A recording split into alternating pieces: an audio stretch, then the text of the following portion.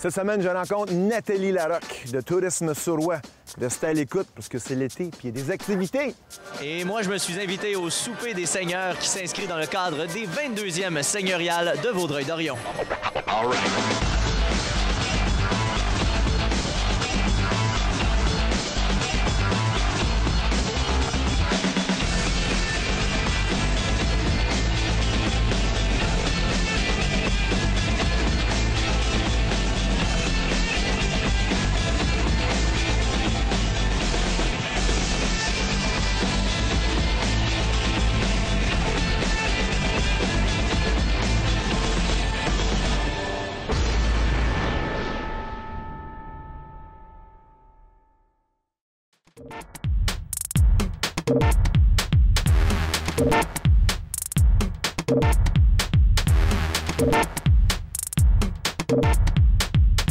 Nous sommes avec Nathalie Larocque, directrice générale adjointe de Tourisme Saurois. Ça va bien, Nathalie? Ben oui, ça va bien. Oui. Donc, tu es ici pour... On commence la saison avec toi. Tu vas nous parler un peu des activités qu'on peut faire cet été, parce qu'il y en a beaucoup. On a tendance à oublier qu'on vit sur le bord d'un lac, il y a des pistes cyclables, il y a un peu tout. Fait que on peut commencer avec les pistes cyclables. Fait qu'on a combien de kilomètres de pistes cyclables en Montérégie? En fait, le Tourisme Saurois a la chance d'avoir un produit vedette qui est le vélo, comme vous dites. Puis c'est vraiment un endroit privilégié pour faire du vélo en bordure de cours d'eau. On en retrouve au-dessus de 150 km de pistes cyclables puis 400 km sur route. OK. Donc, c'est vraiment, là, il y a plusieurs circuits selon les niveaux, là, oui, parce qu'il y a des niveaux de difficulté. Ouais. Il y en a qui sont plus faciles que d'autres. Tout à fait. Ils vont sur route, comme tu dis, à montagne ou dans les champs. Ouais. Parce que j'ai regardé ça sur votre site web, il y a des... J'aimais bien ça. Il y a de l'agrotourisme, il y a des circuits historiques et culturels. Et moi, j'aime bien le spa et le détente. Il me semble que faire du vélo, puis ça, me détendre, ça serait bien. Tout à fait. C'est vraiment, vraiment la place de choix. Dans le Haut-Saint-Laurent, on a le spa des Chutes Franklin qui vient de réouvrir cette année, qui est le seul spa en Montérégie en rivière, qui est aux abords de la rivière des Outardes, où est-ce qu'on peut se détendre, profiter d'une belle journée comme aujourd'hui, être sur le bord de l'eau, profiter des spas de la rivière. Donc, c'est vraiment un endroit privilégié pour ça. OK. Puis il y a aussi des navettes qui peuvent nous amener d'un circuit à l'autre, traverser des cours d'eau. Tout à fait. Oui. On a plusieurs navettes qui partent, entre autres, de Valleyfield ou qui font la traversée entre Valleyfield et la région de Vaudreuil-Soulanges, les Cèdres et tout ça, qui permettent aux cyclistes de traverser, mais aussi des navettes où est-ce qu'on peut faire des petites croisières juste aussi pour se détendre et puis explorer la région.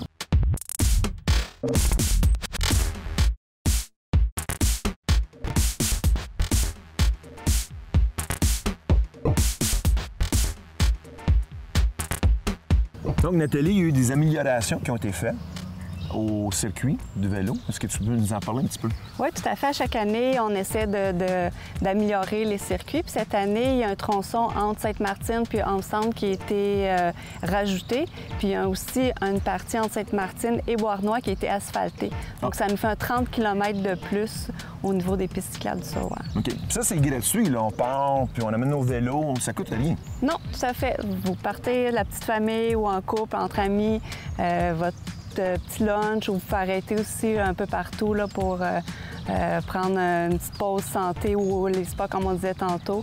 Puis c'est gratuit. C'est gratuit. En plus aussi, on peut, sur votre site, on marque des places où on peut dormir, si on veut être un peu plus aventureux, des places où manger, fait que c'est très bien. Aussi, il y a la maison Félix Leclerc, qui a été rénovée depuis quelques années. Est-ce que tu peux nous parler un petit peu de ça? Oui, cette année, on célèbre le 100e anniversaire de la naissance de Félix Leclerc.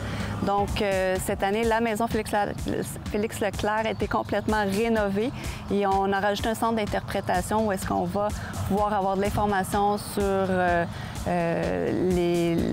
tout ce qu'il a pu produire dans sa carrière. Et puis, il va y avoir aussi un concert là, pour inaugurer les centres. OK. Ça, c'est à Vaudreuil, n'est-ce pas? Oui. La maison. Parce que le monde ne savent pas que Félix Leclerc a demeuré dans les régions. On pense toujours à l'île d'Orléans, où il est décédé, mais il a vécu dans le coin. C'est sa maison, c'est vraiment sa C'est maison. où il a vécu. Oui.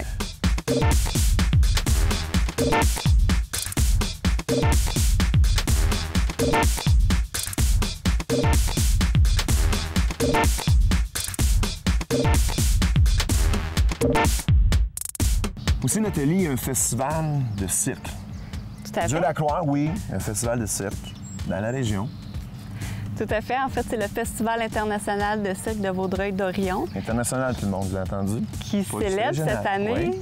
C'est son 10e anniversaire. Okay. Et puis, cette année, pour célébrer ce 10 ans-là, le porte-parole est Keria Chaplin. Okay. Et puis, en plus de ça, cette année, il y a une primeur qui est vraiment une nouveauté exceptionnelle, qui est le chapiteau Eugène Chaplin, qui va prendre place, qui devient un chapiteau permanent, okay. Qui sera le plus grand chapiteau permanent au Québec, qui a une capacité de 1300 places assises, 850 places en formule banquet, donc c'est vraiment exceptionnel. Et puis c'est une conception québécoise. Le chapiteau a été vraiment là, fait ici au Québec. Il y a 4 artistes qui l'ont peint à la main. C'est la plus grande toile peint à la main là, de chapiteau de cirque. Donc, c'est vraiment quelque chose à voir. Ça vaut le déplacement. Le lien Chaplin, c'est avec la famille de Charlie Chaplin? Oui. Eugène Chaplin, c'est le fils de Charlie Chaplin. Ah oui? OK. Ouais. Fait qu'il doit quand même assez âgé. Parce que Charlie Chaplin a commencé à faire des films en 1914. C'est son premier film. Fait que ça fait 100 ans cette année. Il n'est pas jeune. Pas jeune, mais il est encore en forme. Pour les deux faire ça. Oui, tout à fait.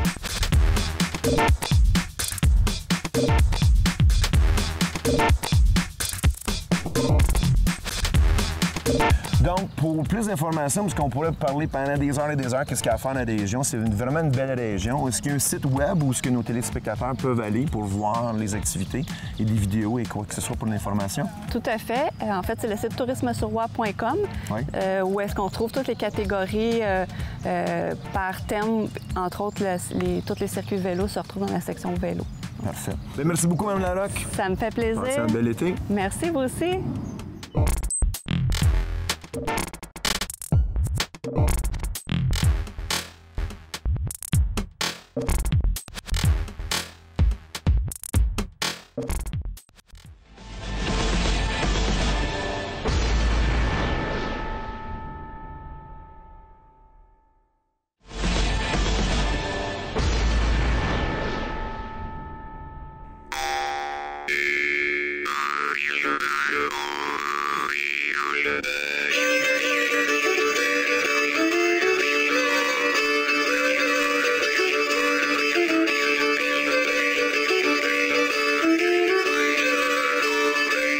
Je suis avec Christiane Lévesque, juste devant la salle où aura lieu le fameux banquet, le banquet inaugural qui débutera dans quelques minutes à peine. Oui.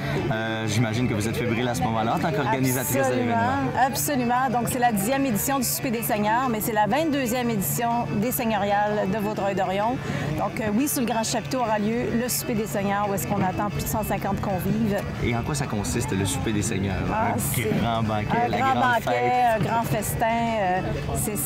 C'est plein, rempli de chaleur humaine, de convivialité, de rire, d'amusement et aussi de nourriture absolument succulente tout au long de la soirée. D'ailleurs, je pense que j'aurai la chance de rencontrer le chef cuisinier en personne un peu plus tard. Oui, certainement.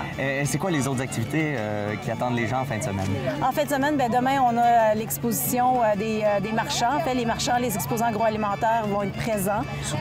Sur toute la rue Sainte-Julie, Louis-Joseph. On a aussi tout un groupe de reconstitution historique, différents groupes en fait qui se rassemblent ensemble pour pouvoir fêter cette fête-là. En fait, on a un élément central qui est la plantation du mai. Ça aura lieu le dimanche. Mais toute la journée, on a parade militaire, on a un campement amérindien également, on a des activités pour les enfants. C'est une activité familiale. On a des ateliers de cuisine ancestrale également. On a aussi un concours de menterie en soirée, le concours international de la grande menterie en Nouvelle-France. Ça avait très bien fonctionné l'année dernière. Absolument. On en a entendu beaucoup parler. Oui, tout à fait. Donc, ça va bien. Puis on a aussi, en première partie, à ne pas manquer, les finissants, les élèves, les 3 finissants du concours Les Mentardises, qui a eu lieu à l'école secondaire de la Cité des Jeunes. Ils viennent faire la première partie du concours de menterie, où est-ce qu'après ça, 7 compteurs professionnels vont s'affronter pour devenir le grand seigneur de la menterie. Et le dimanche, il y a la messe seigneuriale, la parade, la fameuse tradition. Et la plantation du mai, tout ça en présence des descendants de la dernière famille seigneuriale qui sont toujours présents, qui sont toujours là. Et on fait la plantation du mai, qui est une tradition ancestrale qui se perpétue encore aujourd'hui parce qu'on la fait vivre. Et l'histoire, pour bien la comprendre et l'apprécier, et surtout l'aimer, il faut la vivre.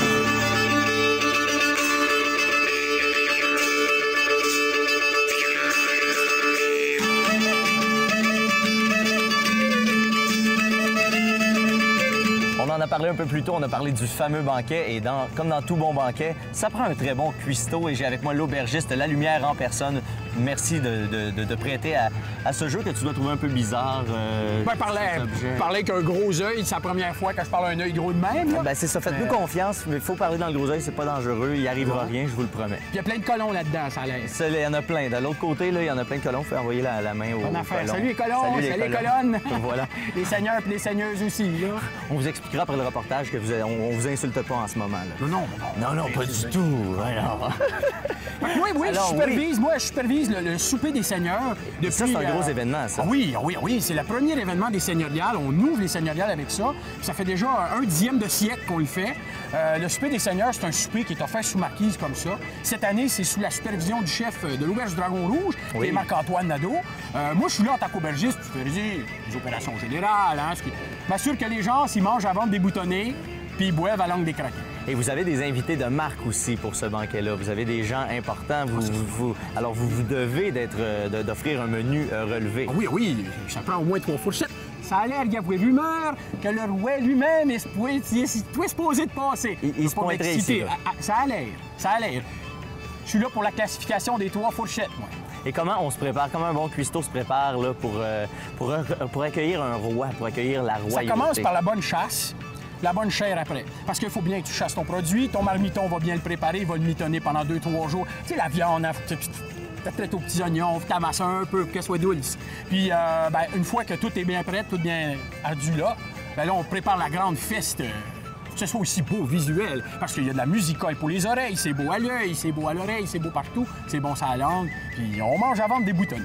Et là, ça commence dans quelques instants. Oui, à peine 20 minutes, sans oublier. Alors toi, tu fais le service également, si j'ai bien compris? Ah oui, je vais participer, moi, superviser tout partout. Alors, je fais tout, même la vaisselle. Je te souhaite une excellente soirée, une longue soirée, mais une belle soirée. Ah, ça va être une excellente soirée, jeune homme. Merci beaucoup. Un grand merci. Et vous viendrez l'année prochaine, hein? À la voyure.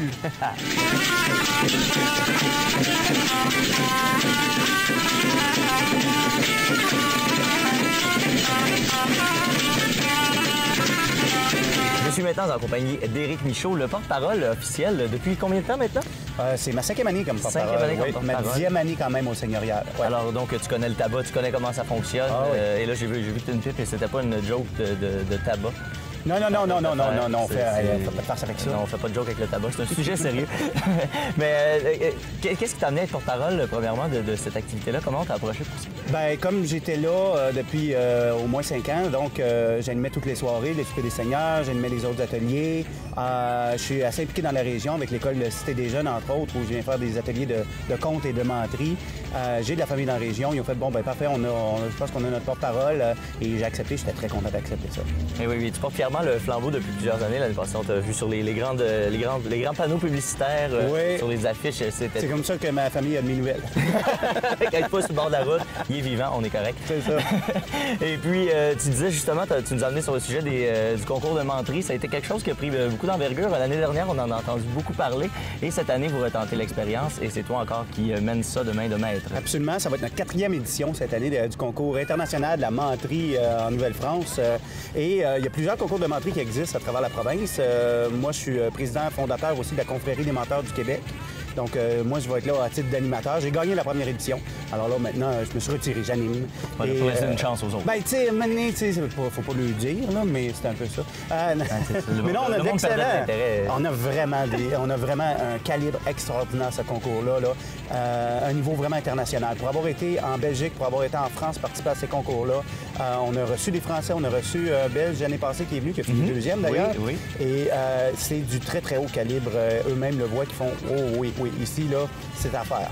Et là, voyant la force du calibre, tu as décidé de justement d'inculquer ça dès le secondaire, inculquer la menterie à nos jeunes, ce qui est quand même une cause noble, je pense. C'est une cause noble, et puis en fait, ils sont notés, hein, c'est dans leur cadre. Oui, c'est dans le cadre du cours de français, c'est leur examen qu'ils ont à faire, c'est leur exposé oral en secondaire 5, il faut qu'ils créent une menterie. Alors moi, je vais les rencontrer d'abord, je fais un spectacle pour eux autres. Okay. Par la suite, je vais faire des rencontres, des ateliers d'écriture avec eux autres, leur dire comment on écrit une menterie, c'est quoi une menterie. Parce que la différence avec un conte, c'est qu'un conte, on peut le lire, on peut l'arranger, mais il n'y a pas de recueil de menterie, il n'y a pas à part un programme de parti politique, voilà. Mais il faut qu'ils partent d'une feuille blanche. Et ça inclut la personne. Une menterie, c'est à la première personne. C'est je. C'est je. Voici ce qui m'est arrivé. Donc, il faut qu'ils fassent l'introspection envers eux-mêmes. Il faut qu'ils parlent à leur famille. Il faut qu'ils parlent à leurs amis. Comment je suis? Ouais, je ferais quoi? Puis, fait que là, c'est beaucoup d'introspection. Il faut qu'ils écrivent. Il faut qu'ils l'apprennent. Il faut qu'ils apprennent à la raconter parce qu'une menterie, ça peut pas être par cœur. Il faut que ça ait l'air raconté. Ouais, c'est quoi les caractéristiques d'une menterie bien racontée, d'une bonne menterie? Bien, il faut que, comme je dis aux jeunes, il faut que ça ait l'air que tu me racontes ta fin de semaine. Okay. Tu sais, je te dis, qu'est-ce que tu as fait en fin de semaine, tu l'as pas appris par cœur. Tu me racontes, puis évidemment, tu vas en mettre un peu plus. Parce que tu veux te rendre intéressant. Tu veux rendre l'histoire intéressante. Fait que c'est la même affaire avec une menterie. Tu racontes de quoi, mais t'en mets un peu plus. Puis là, tu rends ça intéressant. Il faut que ça ait l'air que tu es en train de me parler, là. Pas de me réciter quelque chose. Donc, et là, il faut que les souvenirs s'accumulent les uns après les autres. C'est excellent. C'est 42 d'alcool. Ça se boit très bien. Un beau petit château de l'Aïd comme ça. Et derrière, Roi des menteurs 2009. Et encore une fois, ça n'a pas failli passer aux douanes parce que c'est plus que la limite permis. Il a fallu que je mente, en fait. Quand ils m'ont dit « Qu'est-ce que vous alliez faire en France? Qu'est-ce que tu veux que je dise? »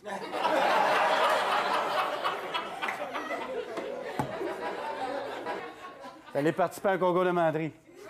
Ça marche pas. Puis j'ai une couronne, j'ai une cape, j'ai mon trophée, tout. Ils me mettent sur une chaise à partant, ils me portent dans le village. Puis là, le monde va « Vive le roi! Vive le roi! Vive le roi! » Moi, je fais des bébailles de même.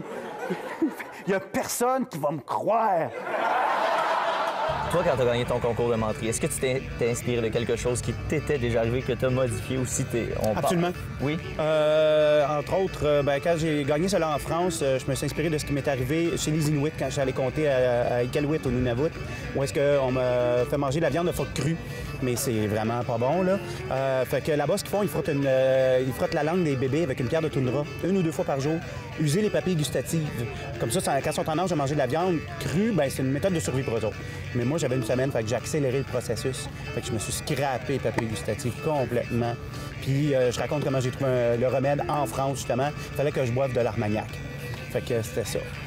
C'était ça le remède. Pour ça, je suis allé en France. Ah! Ouais. Et là, la portion, est-ce qu'il y avait une portion de vrai dans... Tout le temps.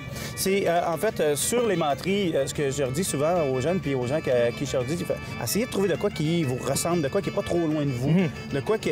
Il faut semer un doute. Parce que quand je raconte encore cette histoire-là, je me demande s'il y a des gens qui sont déjà allés dans Iqaluit, puis des fois, il y en a qui sont allés.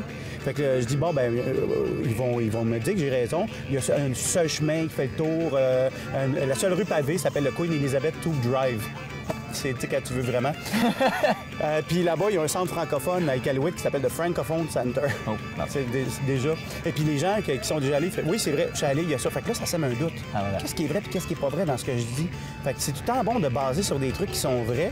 Puis là, on bifurque à côté, puis à gauche, puis à droite. Puis les gens, après ça, ils viennent te poser des questions. C'était quoi qui était pas vrai? J'ai pas réussi à découvrir c'est quoi vraiment. On sait qu'il y a un mensonge, on sait qu'il y a peut-être ça, mais le reste, est-tu vrai? Et comment on vit avec une réputation de menteur? Est-ce que c'est lourd à porter? Est-ce que les gens ont tendance à douter de ce que tu dis dans la vie? Oui, surtout aux douanes. Mais oui, non, c'est les gens, ils font tout le bateau, on sait bien que t'es un menteur. Faut pas le croire, lui, quand je me fais présenter. C'est le roi des menteurs, faut pas le croire, lui. Fait que c'est plus cocasse, tu sais. Moi, je dis souvent, je suis le plus honnête des menteurs. J'annonce d'avance que je vais mentir. Tandis que ceux qui mentent, des fois, c'est plus perfide. Hein? Ouais. C'est mentir pour tromper. Mentir pour nuire. Moi, c'est mentir pour s'amuser. Et de toute façon, faut t'avouer ta moitié pardonnée. Alors, nous, on te donne l'autre moitié, on t'accorde le pardon complet et on va te laisser aller déguster le banquet de ce soir. Bien, je l'anime ce soir. Mais tu vas quand même y goûter un peu. Ah, s'il y a des restants. Ah, juste des restants. C'est le souper des seigneurs, je suis pas un seigneur. Quand ça tombe en dessous de la table, là, quand ça mange... Pas à ce point-là, quand même. Je reste un roi. C'est vrai. Je reste un roi, mais oui, le souper des seigneurs, qui est complet encore cette année. Donc, les gens s'approprient cet événement-là, reviennent à chaque année. C'est des retrouvailles en même temps. On retrouve beaucoup de gens d'année en année. C'est « Ah, comment ça va? » Puis il s'est passé un an, puis on se donne des nouvelles. C'est vraiment comme un village qui se revoit. C'est une tradition qu'on souhaite va durer encore 22 ans au moins encore. Je pense que c'est bien parti pour ça. Puis j'espère être là encore dans 22 ans, puis assis. Assis, ça sera encore assis, peut-être avec une chaise avec des... Je serais peut-être parmi le souper des seigneurs en tant que seigneur cette fois-là. Ou en tant que souper, on ne sait pas. Bien, convive, absolument. En tant que souper, oui. Non, les sauvages. On aime la viande fraîche ici. Ah, voilà. C'est ça. Merci beaucoup, Eric. Merci beaucoup. Salut.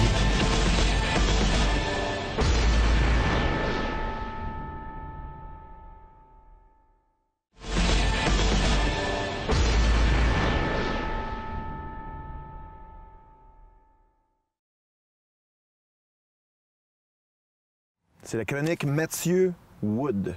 Yeah! Mathieu Legault, de l'arbre. L'arbre. Concept, Mathieu Wood. Pas Mathieu Hollywood. Mathieu Wood, parce que c'est moi la référence, Phil. Oui, oui, la référence pour vos films d'été. D'été, bien oui. Ben Tout oui. d'abord, Phil, bienvenue à l'émission Lève-toi et sors. Merci C'est la première beaucoup. fois que tu l'animes. En fait, tu co-animes avec Mathieu Niquette. Ouais, mais malheureusement, quand mais même, regarde, on peut pas quand tout même. savoir dans la vie. Quand même. L'année prochaine, je vais être seul.